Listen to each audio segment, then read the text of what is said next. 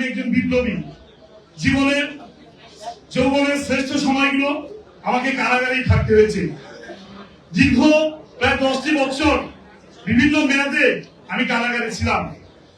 ফ্যাসিবাদের বিরুদ্ধে আন্দোলন লড়াই করতে গিয়ে অসংখ্য সহযোদ্ধা সহকর্মীদেরকে হারিয়েছিলাম।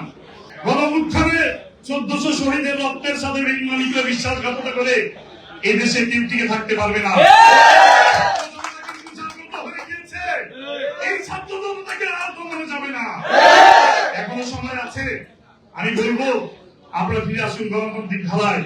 হাদি ভাইকে হত্যা করা হয়েছে। হাদি ভাইয়ের এখনো দুষ্কৃতিকারী হত্যাকারীদেরকে আমরা দেখতে পেলাম না।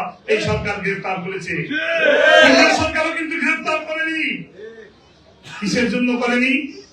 কারা এটার সাথে জড়িত? আমি আবার দেখতে পাচ্ছি সেই পূর্বের ঘনঘটা বাংলার আকাশে আবার চিল শকুনের আনাগোনা, আবার তাড়াতাড়ি ভারতের আধিপত্যবাদীদের বিরুদ্ধে আমাদেরকে আবার চিরে মাঠে নামতে হবে।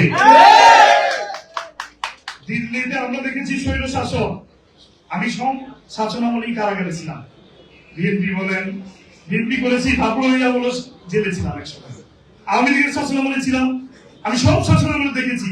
স্বৈর শাসক আমরা দেখেছি, স্বৈর শাসক সহ্য হয়েছে। কিন্তু দিল্লির লোকেরা কোন নেতা যদি বাংলাদেশের মাটিতে শাসন করতে চায়, সেই নেতার শাসন এদেশের জনগণ কোনদিন মেনে নেবে না।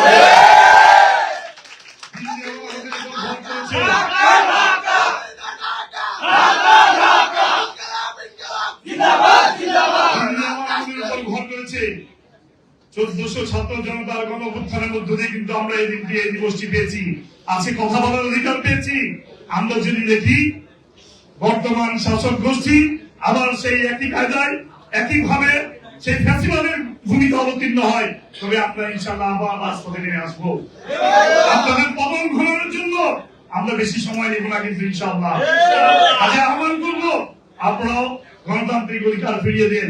কথা বলার অধিকার ফিরিয়ে দিতে হবে। জনগণের মৌলিক অধিকার মানবাধিকার ফিরিয়ে দিতে হবে। নতুবা কিন্তু আমরা আবার রাজপথে নেমে আসতে বাধ্য হবো।